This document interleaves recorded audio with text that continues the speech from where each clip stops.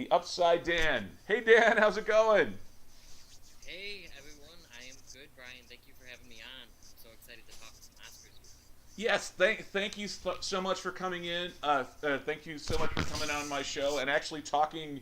We've been talking on the internet for a year plus, back and forth, and so it feels like we've talked before, but this is actually our first time talking together on camera together. Uh, Yeah. so it's good to see you. Yes, it's good to see you as well. So what's your you guys on the Cinema Squad did some Oscars. You did the Rubber Duckies, which is an homage to the Oscars. What are your feelings about the Oscars lineup for this year? I think that there's a lot of good picks. I think the Academy picked, a lot of good nominations. There are definitely some snubs in there, but honestly, I'm pretty, impressed with what they picked, and I've enjoyed a lot of their nominations. Were there any major movies that you thought were left out of the nominations? Ah, so the menu I would have liked to see get something. Rubber Duckies, it was nominated and won for best screenplay, so I wouldn't have minded it in there. I know we're not going to be talking about screenplay today, but yeah, I wouldn't have minded it in there. I would have. The acting was really good. I don't know if I would have picked them over some of the actors that were picked. Uh, so not so much the movie, but for Till, Danielle Deadwyler, I think definitely should have been nominated for best actress. And score, I wish the Batman was nominated, and honestly, I think it could have had a good chance of winning. And that was a really good score, the Batman score. I forgot who did. Do you remember who did the score for the Batman? Michael, yeah, Michael Giacchino. Michael G. G. Yeah, he's like the only real great under 50 composer. It seems like Yeah, doing no, scores he because really, yeah. everyone else is. Thankfully, we still have John Williams and all of the composers of that generation. But yeah, Michael Giacchino is. It seems like he's the only like younger composer that's doing like all the big major films nowadays. Yeah, yeah. So I was thinking we could start with best actor, and then kind of work our way through the big six categories. I'll just so I'll go ahead and I will introduce the category, name off the nominees, and then we can also kind of look at the betting odds. Are you familiar with betting odds? I am not so familiar with Buddy Odds. You'll have to walk me through that. So it's basically like if you have a little brother or a son and you're playing one-on-one basketball, it basically just handicaps the like if that game. So if you're playing one-on-one to 11 against your 5-year-old cousin or your little brother, you would give your little brother 5 or 6 points scoring by 1 to 11, and so that would be your little brother plus 5 points and you minus points. Okay. So Yeah, no, that. Okay, cool. so anything that's a big anything that is a major favorite is minus whatever, and the bigger the number, like minus 105 is considered roughly even money, minus 1000 is considered a big favorite. So if you have if and if for the underdogs, if you're plus 105 or plus 100, that means you're a slight underdog. And if you're plus 1,000 or plus 2,000, you're a major underdog. And to win would be a major upset. That's basically how it works. Oh, nice. Yeah, I was looking at the website for the Vegas ones that you sent me before, and I was wondering why everything ever always has a negative whatever. Yeah, But that would make sense. and it's just one of those things, like I live in Las Vegas, so a lot of the betting stuff just sort of naturally seeps into your public imagination and all that kind of stuff. So let's with starting with oops. Once I get that up. Oops. Boom, there we go. Best actor. So we're starting with best actor. In this category, we have, as I scroll down, the nominees for actor in a leading role or best actor are Austin Butler from Elvis, Colin Farrell, The Banshees of Inisherin, Brendan Fraser from The Whale, Paul Mescal from After Sun, and Bill Nighy from Living. And as we look at the Oscar betting odds for Best Actor, uh, we have Brendan Fraser for The Whale as a minus 160 favorite, so he is the favorite. Next is Austin Butler at plus 105, and then the long shots are Colin Farrell, Paul Mescal, and Bill Nighy. Does that? What are your thoughts on that?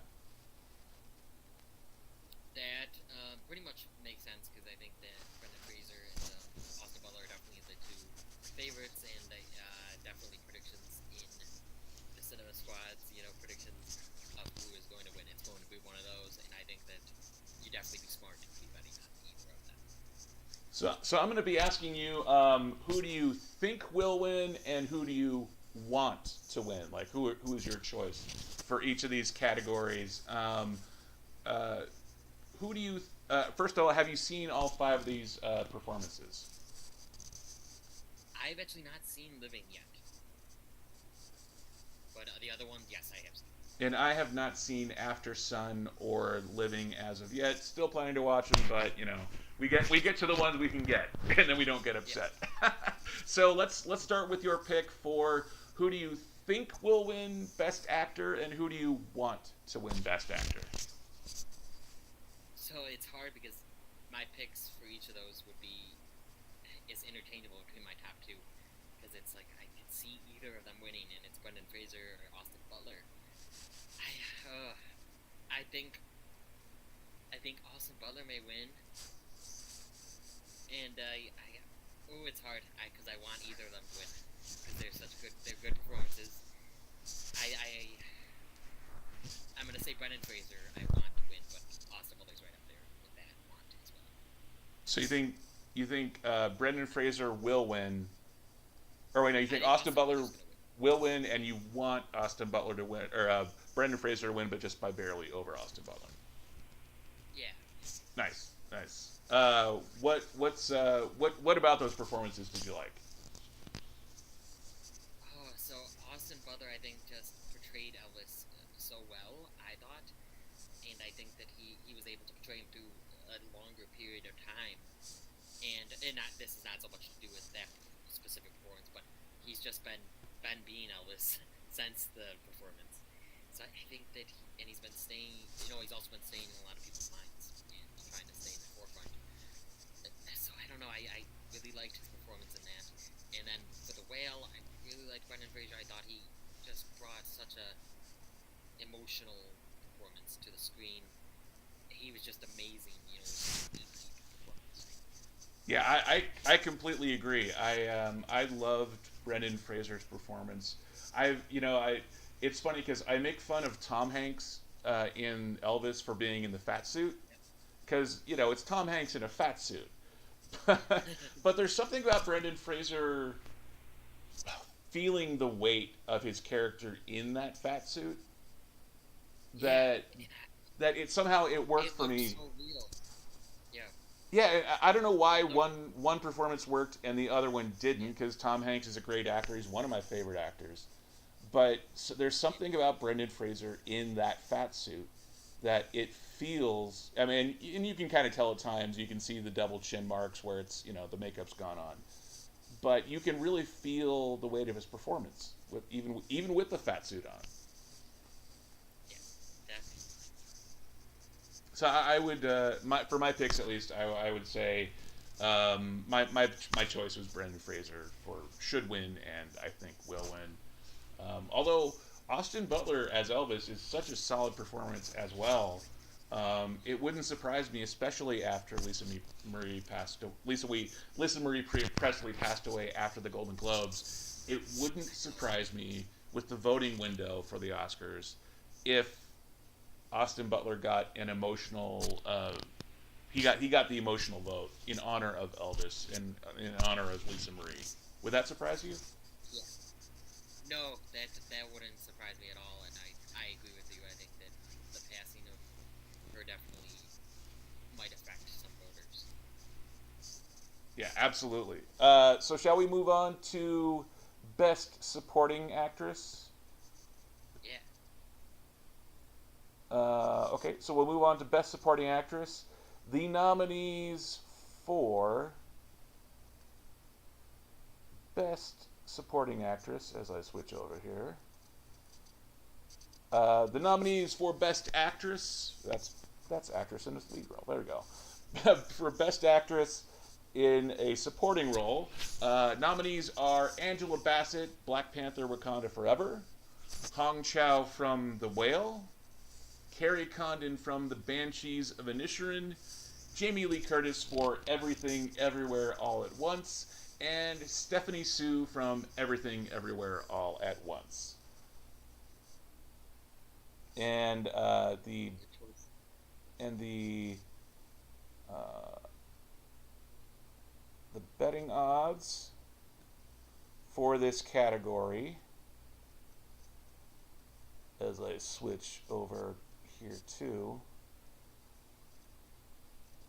as I scroll down, the best supporting actress odds. Angela Bassett. There's no one that's an overwhelming favorite, but Angela Bassett is a plus 130, so she's a slight underdog. But when you have when you have a field like this where there's five nominees, it's really rare to have a minus minus 2,000 favorite like that. So Angela Bassett would be the favorite at plus 130, and then slightly less of a favorite would be Jamie Lee Curtis at plus 165, and then Carrie Condon at plus 175, and then Stephanie Sue and Hong Chow at plus 3,400 each as long shots. So, as I switch over here, so who have you seen all of these categories? And have you seen all these performances? And what do you think of this category? Yes, I've seen all these performances, and I've really liked, for the most part, I've liked them all. I There were definitely some shocks with this one, or at least ones that I wouldn't have predicted early on in the season. And then I don't know, I really liked this category. I think they did pick for the most part a good group. I Who were some of the shocks Jamie Lee that Curtis. who were some of the shocks that you Oh, were shocked about for this category? so, Jamie Lee Curtis. I Like, I understand more maybe because she's a legend, and for that role, I just didn't think she necessarily deserved an Oscar nomination. I don't know. Do you agree with that? It's such a hard thing because I loved Jamie. I loved everything about Everything Everywhere All at Once. But the thing is I in my mind's eye, I still see Jamie Lee Curtis as Trading Places and True Lies, and I still in my mind's eye picture her as the younger actress, the leading woman. So the fact that she's kind of matured into the not the elder stateswoman, but she's over 60 now. She's getting to over 60. She's got gray hair. She's playing the mom and the grandma roles now, which you wouldn't have seen 20 or 30 years ago. So the fact that she's actually able to get recognition for playing an older woman role when those roles are so hard to come by, and she's playing the IRS audit person. It's the IRS audit person or playing the DMV worker, the downtrodden, the beaten down by life. Um, I loved that part of her performance and the fact that they're recognizing her performance as a non-leading woman. I really liked that and yeah, there probably is a lifetime achievement award kind of a factor going on here, but I liked that they nominated her. Yeah, no, I definitely like the Lifetime Achievement part you mentioned because yeah, it definitely seems more like that. And even another nominee, I think Angela Bassett is almost like that as well because she's great. And no, I liked her in Black Panther kind of a lot. And I know before she was kind of people thought, oh, maybe she'll get nominated, and then she did, and I was surprised after seeing Black Panther: Wakanda Forever. No, that scene is great. I think you have different opinions on it. The throne room scene, but Yeah. I thought she was amazing. I thought she was amazing in that scene, and just I get chills, just not just from her performance, but from what happened in that scene. I won't go into spoilers or anything. You know what it meant, and but she's another one that I feel like it's more she's a legend, and she's deserved it before this, so she's on the nominations. But N- I think she has a good chance. Now, do you think that the Lifetime Achievement Award factor will play into voters' voting habits in this category?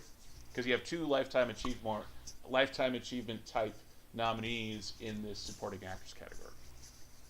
Yes, I do, and I think even though, so the other night when we did our Oscar predictions, like with the Cinema Squad, I think I'm gonna change mine a little bit from now. I think that Angela Bassett or Jamie Lee Curtis are the top two.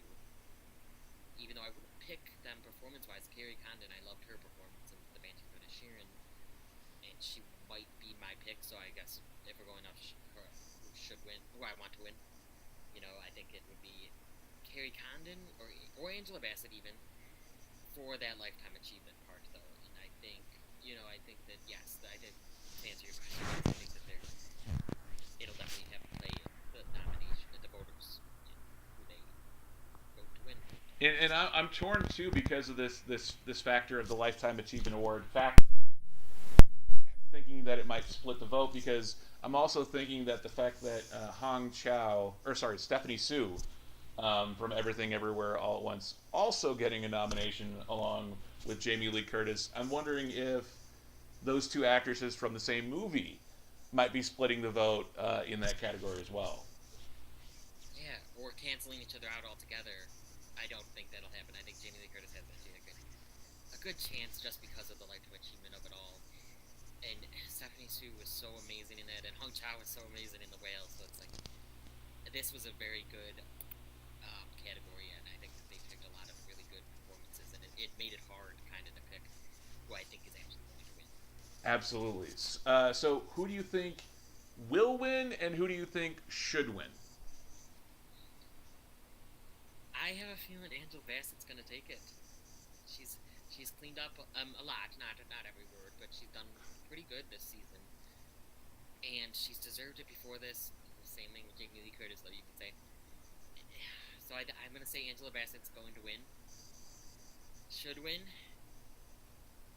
I want to say Carrie Condon for Banshees of Inisherin. Wow. Nice. Yeah, I love that performance too. For me, I love Angela Bassett. The whole Stella got her groove back. I think she did a great job in this role, especially in the first film.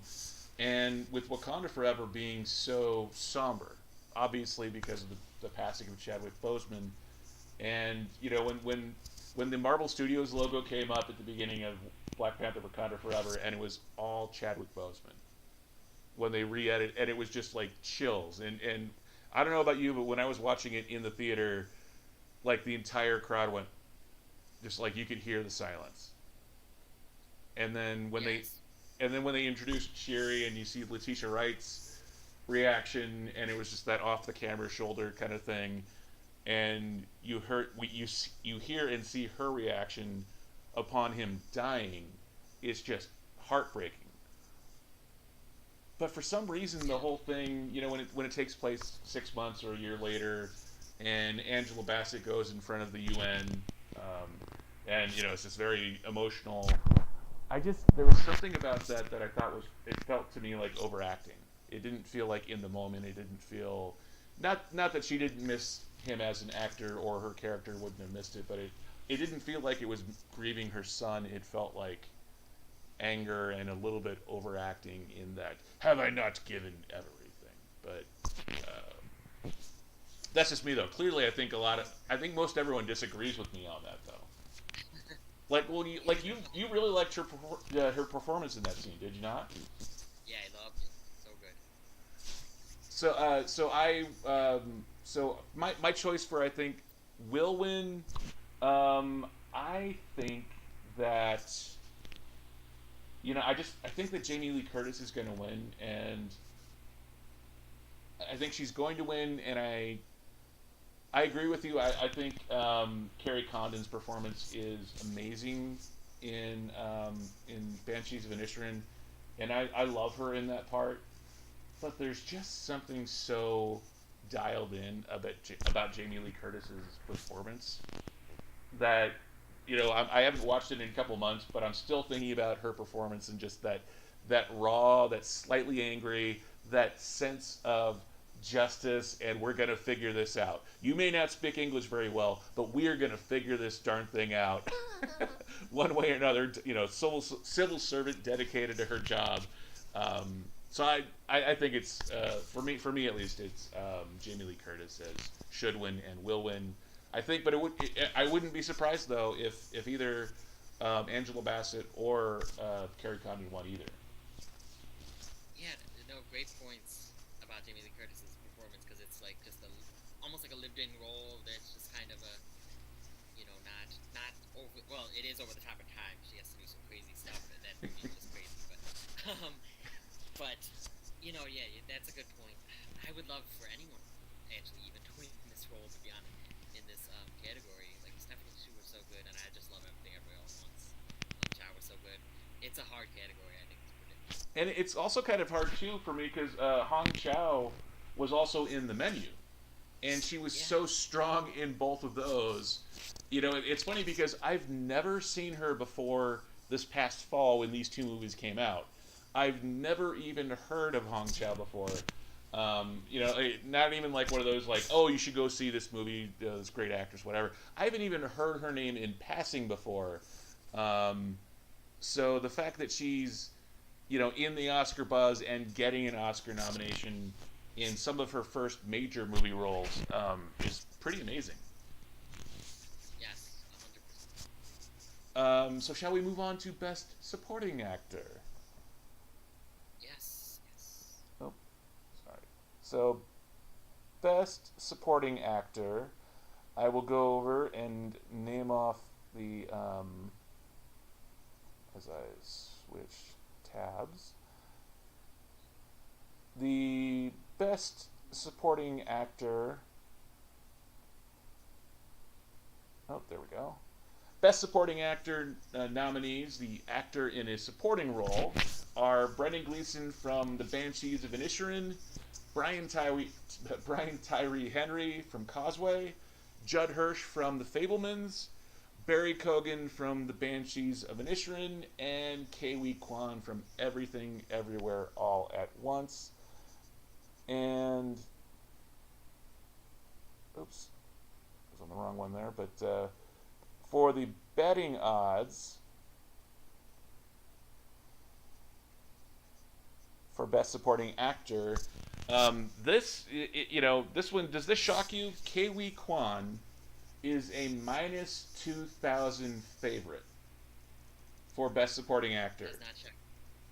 Everything else Does not is shock me at plus 1,400 or higher, including Brian Tyree Henry at plus 4,200. So that it's just that is that kind of shocking that because I love I think we all love Kei Kwan, but the fact that he's that much of a favorite in this category, does that surprise you? No, it does not shock me that he is the favorite. Maybe that high. Yes, it's a little shocking that he's like that. There's that much space between him and the next one. But no, I'm not surprised at all that he's the top. The top contender that people really are betting on. So have you seen all 5 of these performances for supporting actor? I have not seen Causeway as of yet, but I hear that Brian Tyree Henry does an amazing job in it. But yeah, I've not seen Causeway, but I've seen it. Yeah, and I as well. I have not seen Causeway. Although when I saw the trailer for Causeway, he was doing a lot of the voiceover for the trailer for Causeway, and I was getting like, chills on the back of my neck, kind of thing from just from the trailer performance. So, he said he's a good actor, and it doesn't surprise me that he would be nominated. And that is the first movie to come out of Jennifer Lawrence's production company. So it is interesting to see that there's an Oscar nominee coming out of her first production company film. And he obviously is a very talented actor, but I have not seen. So which of these nominee performances in this category have you seen, and which ones were your favorite? So I've seen all the other ones. Kei Kwan just is. I loved him in that movie. He just as an actor and then as his character, but like even not in the movie, at award shows and in press and whatever, he just is such a likable person. He's such like, even though he's old, like I call him like he's just adorable little person, and obviously he's beloved before this because of Short Round in Indiana Jones. um, And Data, so yeah, yeah, yeah. Data from the And Goonies. he, yes, yes. I couldn't remember the character's name, but yeah, from the Goonies. And he's like my favorite. I love him. I love everything ever all at once, of course. But I love the other nominees as well. But I think Katie Kwan's got it. Yeah, I do too. So do you think he should win and he's going to win in this Yes, category I'd say for that both? he's my answer for both of these. My definite answer. I would tend I agree with both of those.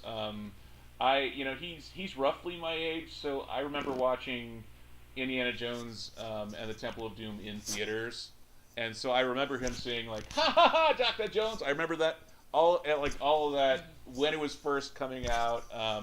I also remember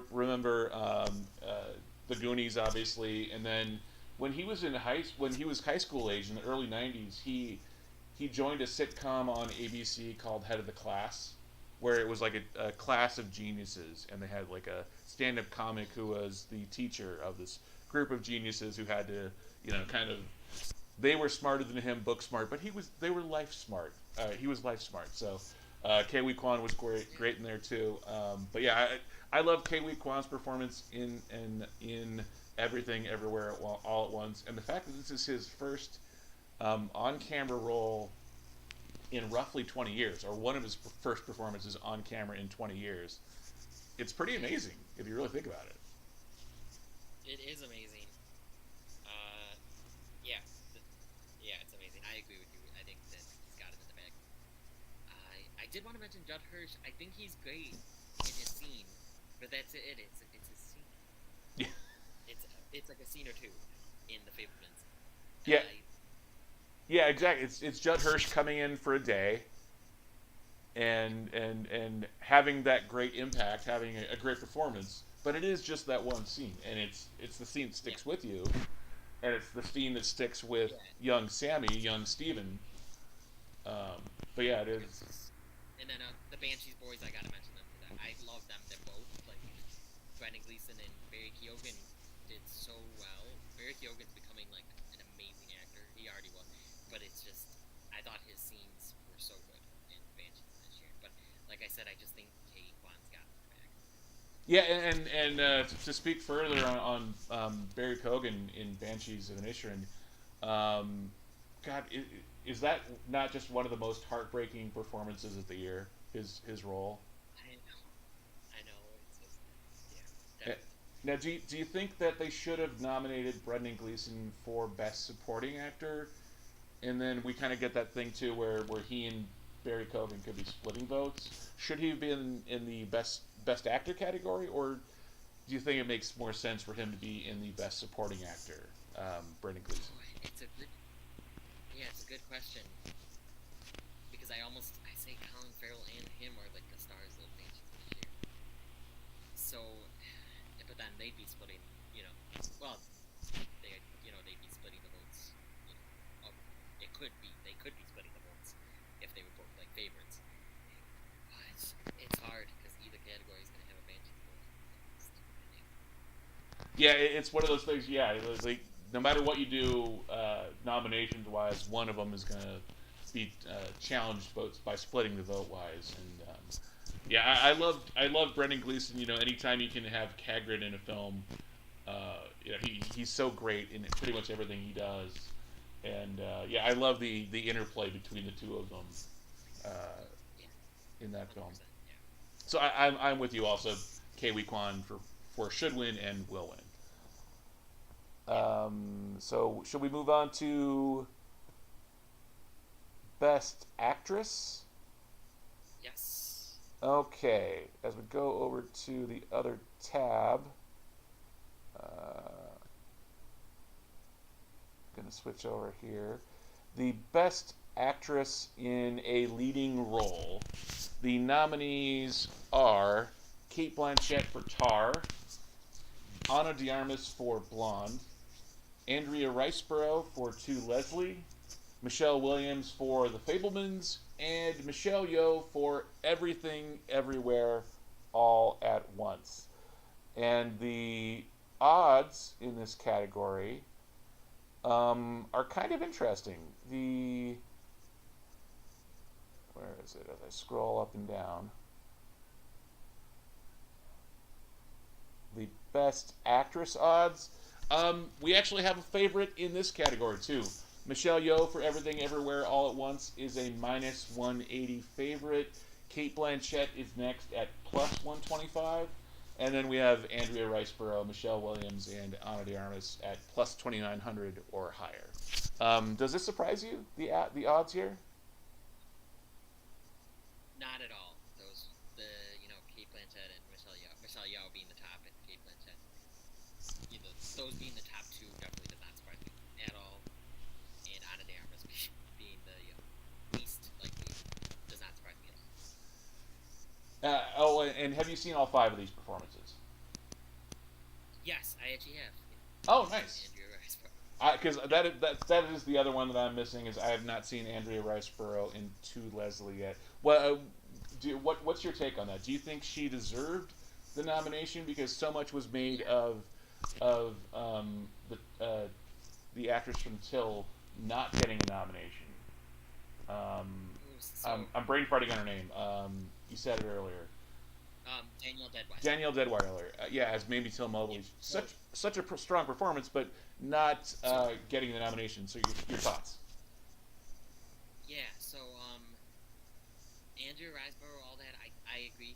I think that she should have gotten the nomination that she got because after I watched the film, and I watched it because of all the drama, that because I never heard of To Leslie before, and I'm sure you're probably someone that hears about like every movie. Yep. So I was surprised that I didn't hear about To Leslie. So I finally watched it weeks ago now, but and I liked it, and she is amazing in it. She definitely deserves to be here, in this group of great ladies. I think Danielle Deadwyler though deserved to be here too, and I probably would have taken. Honestly, I would have taken. This might be a hot take. Michelle Williams or Ana de Armas is not that much of a take. I would have taken either of them off and put Danielle Deadwyler in. Really? Yeah. Nice. Sorry, go ahead and explain. No, we'll probably get into it more if we talk about the Fablemans more, but I didn't love the Fablemans as much as a lot of people. I was pretty let down by it, and I think Michelle Williams was. I think she was overreacting, kind of like you think about Angela Bassett. Really?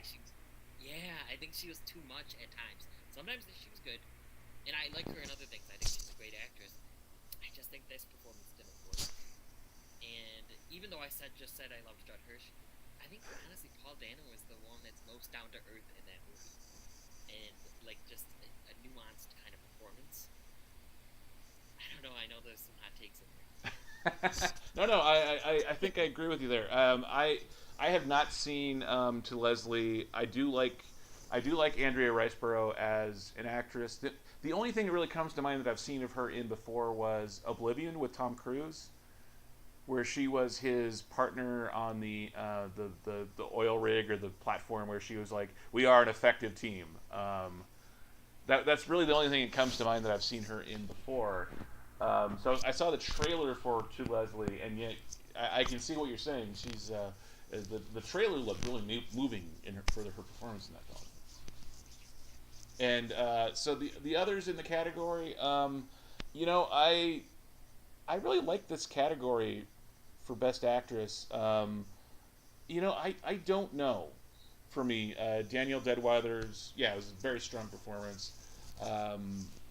But the other four nominees are just so strong too.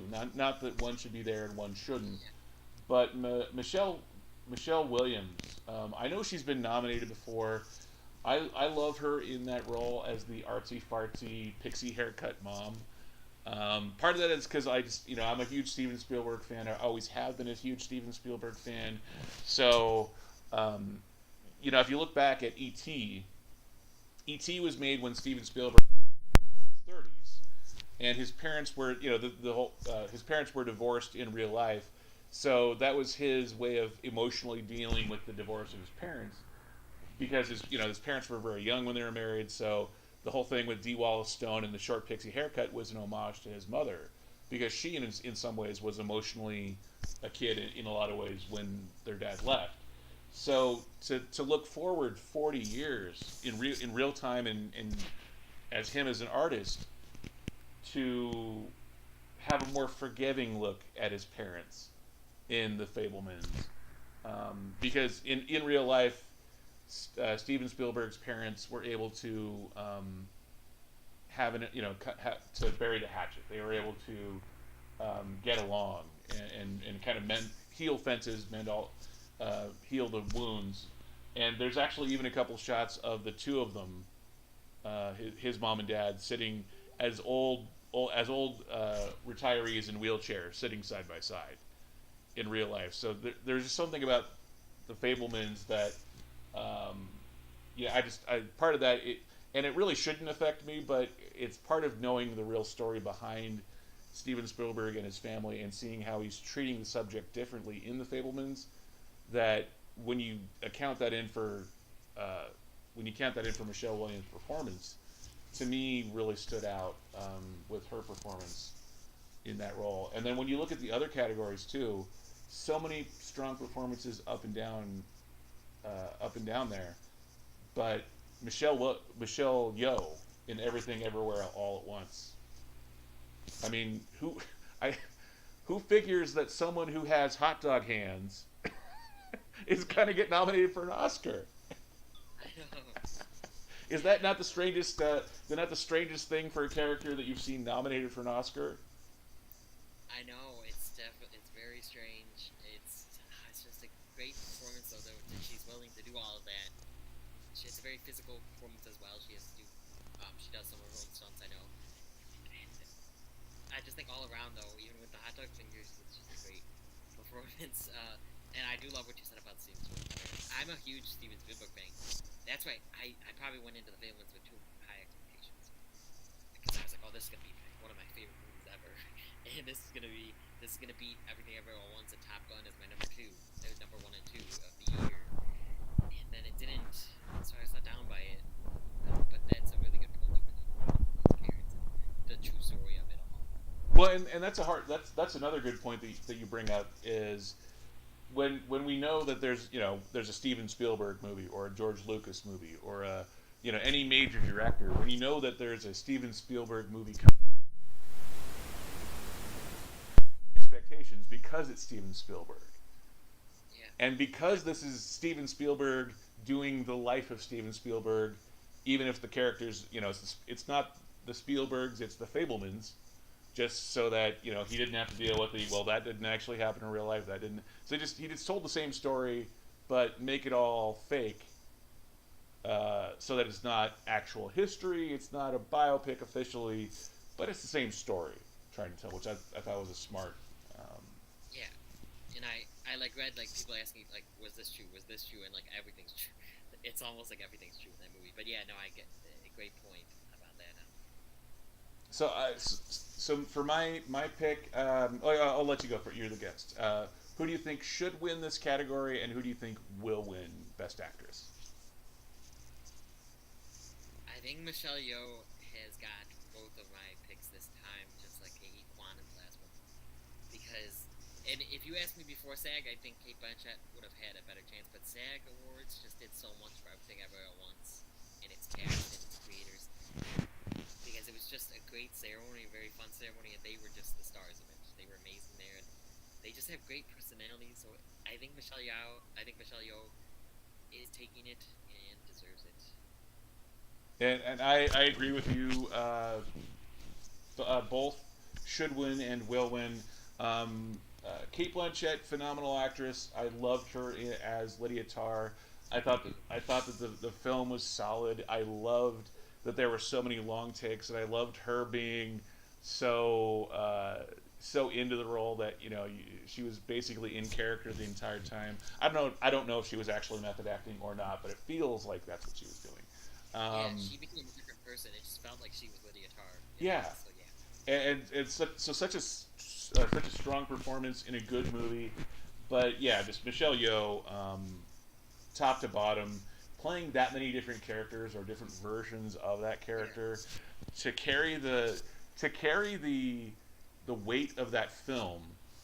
And if you just think about like when they're sending out scripts for this film, and you think, okay, well, it's the Daniels, they're good directors, they did Swiss Army Man, but can you imagine trying to keep all of the multiverse storylines in your head as you're reading the script, and then being on set and trying to keep track of which characters where and what's the tone that we're trying to go for, and to know that the entire film's performance and success rests on her shoulders? That's, to me, is why I think it should be Michelle Yeoh. Yeah, great points. Yeah, definitely well said. Yeah, and she just has to do drama, comedy, action, romance, even. She has to do all of these different genres while doing all of that, like you just said. Yeah, and to do all three performances to where they can all those different performances can be in the same movie together and feel like they should be in the same movie together, even though they're not in the same universe, they're in the same multiverse. Yeah, it's really a testament to her performance. Yes, definitely. Shall we move on to best director? Yes, definitely. Yeah.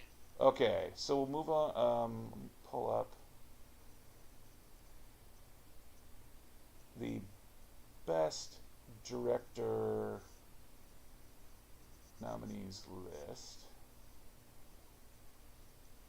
The nominees in directing or best director are Martin McDonagh from The Banshees of Inisherin, Everything Everywhere All at Once, Daniel Kwan and Daniel Scheinert, Steven Spielberg for The Fablemans, Todd Field in Tar, and Ruben Östlund from Triangle of Sadness. And the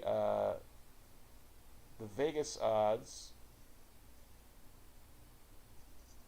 for best director are the Daniels, and this is another one that's kind of surprising. The Daniels are a minus 1800 favorite, with Steven Spielberg for The Fablemans being a plus 850 underdog, and everyone else is just such a long shot. Todd Field plus 2900, Martin McDonagh plus 3500, and Ruben Östlund is plus 6500. So what are your thoughts on this category? Do you agree with those odds, and what do you think of this category in general? Yeah, so I definitely agree with everything everyone wants being the number one by far. I not that everyone else in this category they showed most people in this category showed really good directing. So Triangle Sadness is kind of what I was saying. I liked Triangle Sadness, kind of. It was okay-ish, but I didn't love it. Some people love it, some people hate it. It's definitely in the middle. It's not as directing, I guess. That's really the problem anyway. But yeah, I definitely agree for the most part. Even though The Fablemans is my favorite, I think Steven Spielberg, and this is almost like lifetime achievement for Steven Spielberg. I think that's going to play a part in his if he wins or not, because he's such a great director, and this is the perfect movie to do it for. Even though it's not his best, I don't think it's the perfect movie to be nominated for a lifetime achievement like award.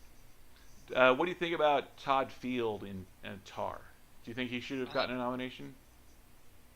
yeah, no, I agree, but I think Todd Field and Tar definitely should have. And Sean from Lost in the Real that you mentioned this, it's like Todd Field makes so many movies. He only makes it'll be 7 years he'll make another movie, and Oh. I think that plays a part in it if he does, win. I don't think he'll win here, but he's a great director. Yeah, and I this is the first film I've seen of Todd Fields. You mentioned Ruben Östlund. Do you think he should have gotten a Best Director nomination? Ah, Or more it's importantly, do you it's think that there should have been someone else that should have been in that spot instead of him? So I can't think of at the top of my head that I would have put um, in over him right now.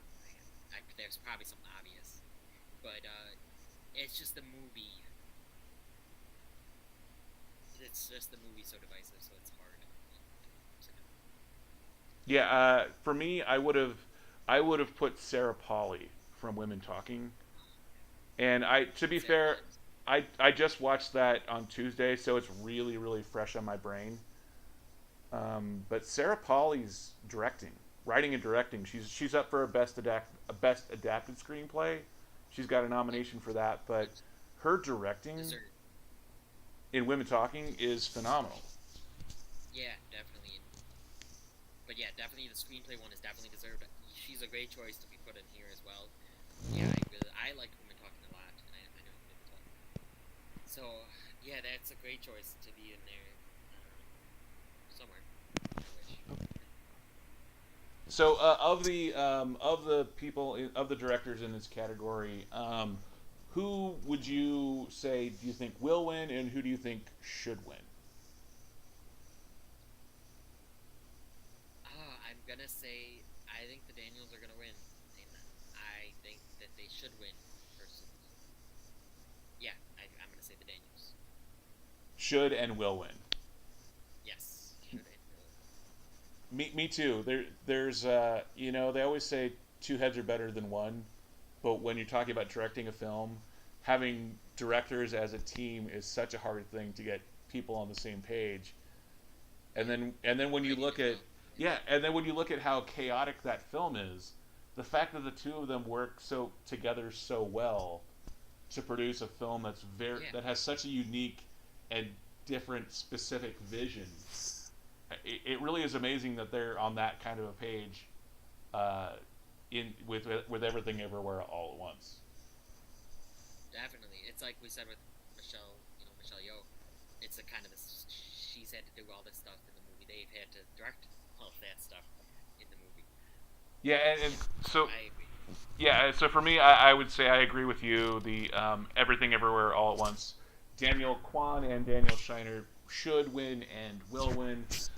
Todd Field, I love what he did with Tar. This is the first film of Todd Fields that I've seen, so I can't really speak to. That is interesting that Sean would bring that up though. That he does a film once every 7 years. So now I've got to go back and look at what else is in Todd Fields' filmography and check out some of those films. But yeah, There's just a couple. I don't think I've seen his other ones either. Or maybe I saw one of them. I forgot what it's called. But yeah, no, he does it so randomly sometimes. That but I hear they're good. I hear that his other films are really good. and I love Spielberg. I, Me too. I don't know if he should have gotten a nomination for this. I'm definitely in support of it though. And Ruben Östlund for Triangle of Sadness. I love that flick.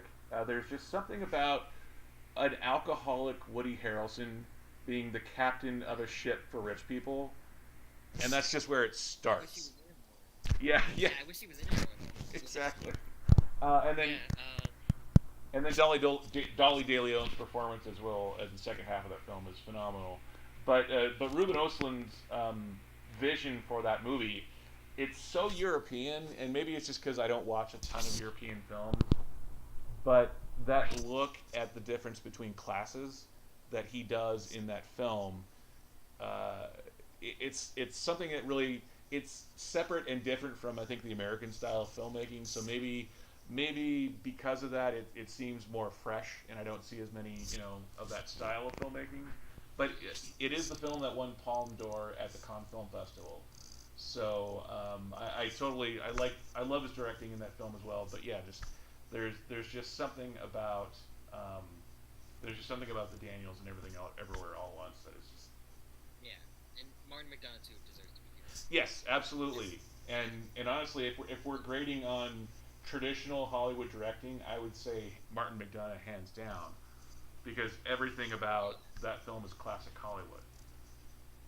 Yeah. So yeah, definitely. And with the Fablemans and Steven Spielberg, like I said, I think maybe his nomination had more to do with that it's Steven Spielberg.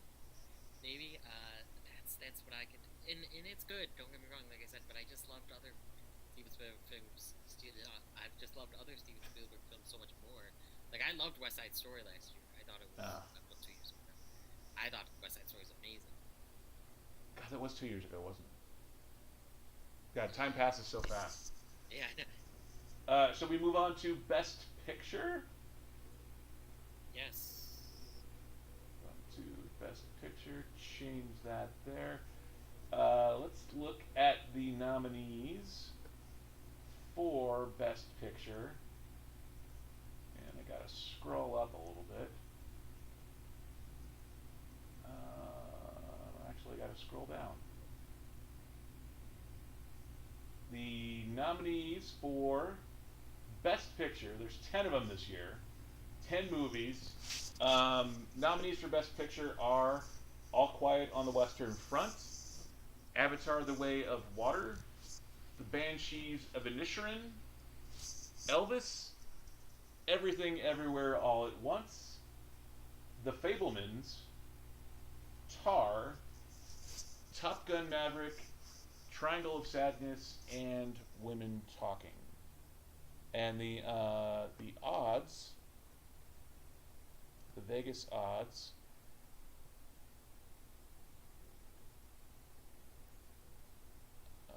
for Best Picture. Oh, there we go. And this is weird too. The odds for Best Picture in a field of 10 movies, Everything Everywhere All at Once is a minus 700 favorite, with the Banshees of Inisherin being second at plus 1100, and then all the way down to Women Talking, Avatar, and Triangle of Sadness are all plus 10,000. So the odds of those three winning are nowhere near. But what are your thoughts on these on the odds for Best Picture? Again, I definitely agree that Everything Everywhere All at Once is that high, and I definitely agree that Banshees is the second pick. I think it's one of those two that's going to win. But I Everything Everywhere All at Once I think is a lock for me. But Banshees, I wouldn't be totally surprised if Banshees takes it. Have you seen all? Are there any of these that you haven't seen? No, so I've seen all 10 this year. Ooh, nice. I have not seen All Quiet on the Western Front as of yet. Just as as that there, but Yeah, it was good. so talk about the category. What do you think about these nominees? Are there any films you wish would have been nominated, and do you think they should have nominated this many movies? Is there any that you would leave off the list? All that kind of stuff. Oh yeah, let me. Um, Because 10 is the new the limit. It is the most amount of nominees that they can do. It is the whole going back to 2008-9 when everyone was complaining about the Dark Knight not getting a nomination because there were only five and all the nominees were all artsy fartsy, and then they said, "Oh, okay, yeah, well we'll do up to 10." And so the fact that we have 10 this year, do you think it should be that many? Are there any you would leave off the list? I think. No, I love that it's this many. I think it should be this many. And I mean, there was always some like last Don't Look Up. I liked it. I had fun with it. It was fine. But I don't know if that should have been on Best Picture nominees for me at least. And I know a lot of like people in my community kind of thought that. This one, I mean, you loved it. People loved it. But Triangle of Sadness wouldn't have been one that I would have put in there, obviously. But I liked it enough. I'm mid on it. Other than that, I mean, a lot of these are really good picks. I know some people that would say like Guillermo del Toro's Pinocchio, even though it's an animated, should have been here as well. I didn't love that movie as much as everyone did, but I liked it. So any no, I movies? think that there's some good Sorry, go ahead. picks here. I think there's great picks here. What movies would you have included in here that weren't nominated for Best Picture? I wish the menu found something. Maybe not Best Picture though, but I wish. I don't know. I loved the menu. I don't know though. Other than that, off the top of my head right now. Well, if any come to mind, so for the most part, though, you like that there's 10 nominees in this year's field, and Yes. you like but don't love Triangle of Sadness. And maybe Guillermo del Toro's Pinocchio. Do you think that should have been in the Best Picture category? I wouldn't have been surprised. I could have seen it in here, but not for me. But yeah, I definitely think a lot of people would have loved to see it in here. And I have not seen that one yet, but I hear so many great things about the Guillermo del Toro Pinocchio, as opposed to the Tom Hanks Disney one, which did not have Tom Hanks in a fat suit, but him as Geppetto. I have not seen either one of those, but so yeah, so for me, I like most of the movies on this list, but to me, Elvis, oh God, Elvis, it's just such a, the fact that they credit the Backstreet Boys in an Elvis movie, I think says everything. Like I have nothing wrong with the Backstreet Boys. I like some of the Backstreet Boys music, but Elvis died before most of the Backstreet Boys were born. So why is a Backstreet Boys song in an Elvis movie? And this is the start of I it for think, Elvis. yeah, I think Baz Luhrmann just loves to put a mix of more modern, but also back then. Yeah, I don't know. That actually, Elvis was I loved. I liked Elvis a lot. It was a kind of a surprise to see in here, but at the same time, kind of not, because Baz Luhrmann I know is kind of beloved. Yeah, yeah, he is such a great director. And maybe it was just because Elvis died 40 years ago, ish, 40 plus years ago, so that, like for example, the scene where Elvis is first appearing on television and everyone is complaining about his hips moving around.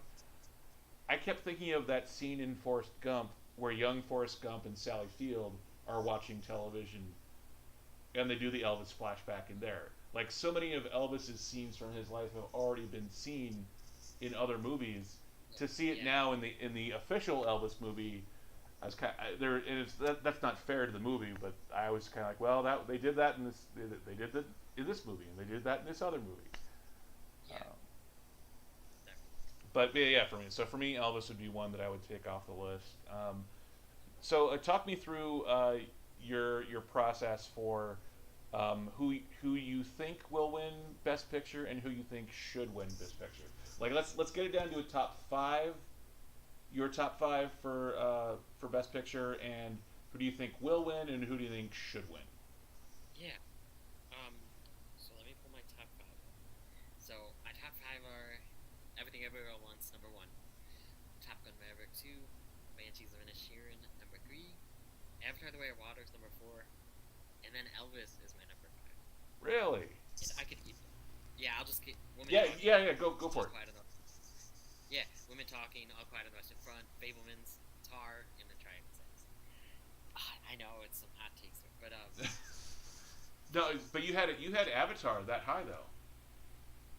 yeah, it's more because it's just some big blockbuster with great visual effects. It's almost like how last whatever year came out, I had No Way Home as my number one, and then West Side Story was my number two. By heart, like by filmmaking, I think West Side Story is better, but No Way Home's such a great. No Way Home's great too. I Yep. loved it, and it's such a great theater experience. So that's a reason that I have Avatar that high. I loved it. I love the visuals especially. And then, but at Woman Talking, so my top six, those are all films I rate four or higher. So Women Talking enough, and then like All Quiet's three and a half. Fablemans is three and a half, but honestly, that's me being a little generous for how much I. I know. And then Tar and Triangle Sand is our threes. But so I really liked most of these Best Picture nominees. Nice. So who do you think will win and who do you think should win? And obviously just I am going again with Everything Ever All at Once for both. I think that it should win, and I really think that it's going to win. and me as well. I am a little bit. I am kind of shocked that this little film that set A24's box office record for that entire studio, that takes so many risks, and it doesn't take risks for the purpose of taking risks. Like it's not edgy for the sake of being edgy. It's Yeah, it's telling a weird as f story, and it's taking you on that weird as f ride by being a weird as f movie, and it's there's just so many things that shouldn't have worked about Everything Everywhere All at Once.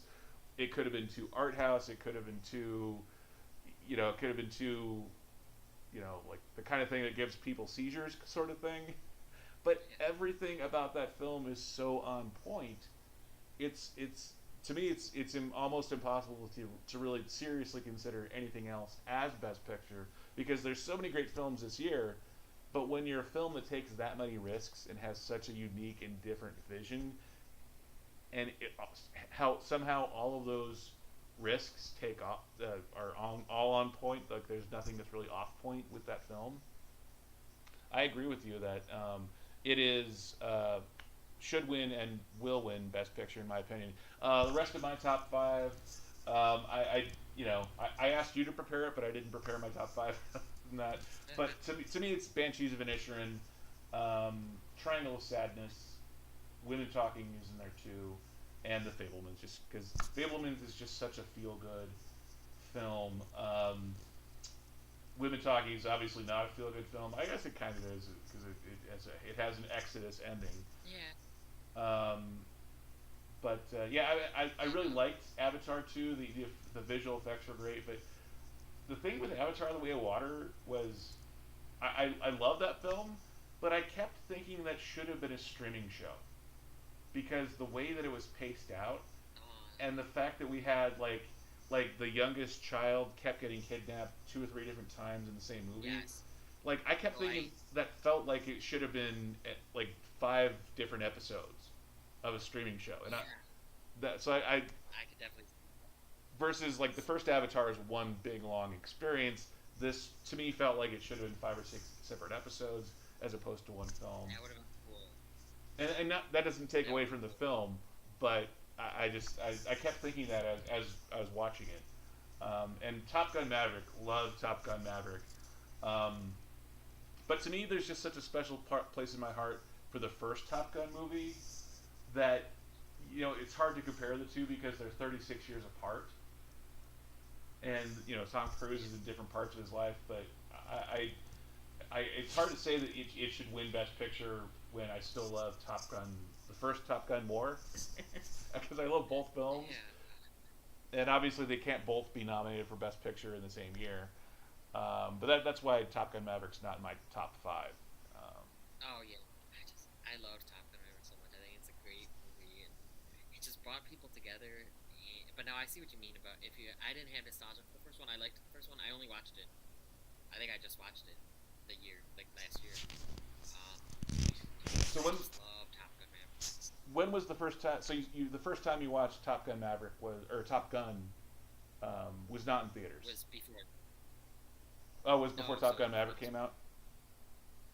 yeah, not in theaters though. Yeah, because I watched Or maybe. Top Gun in theaters when I was 11 because I'm old.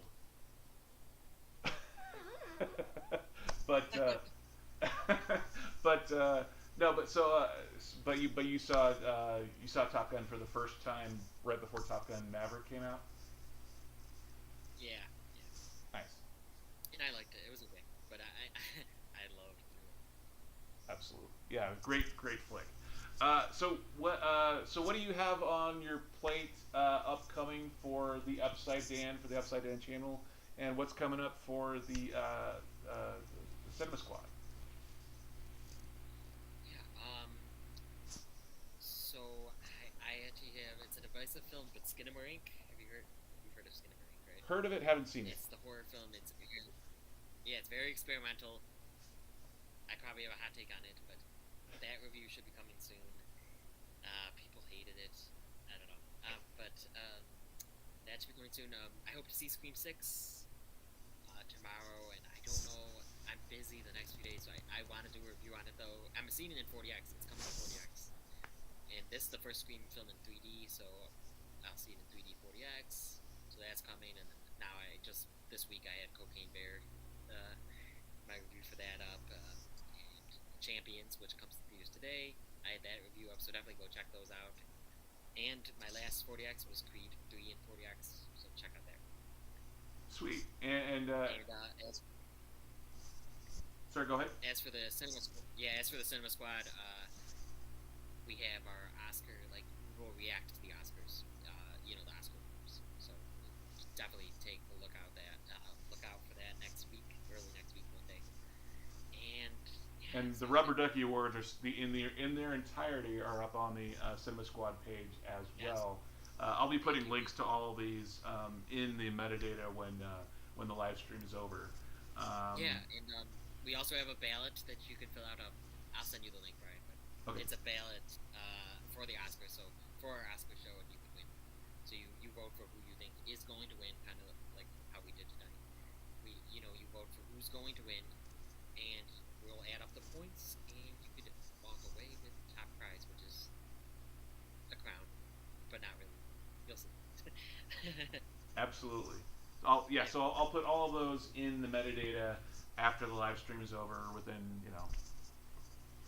15 20 minutes, I'll get them all Yeah. in there.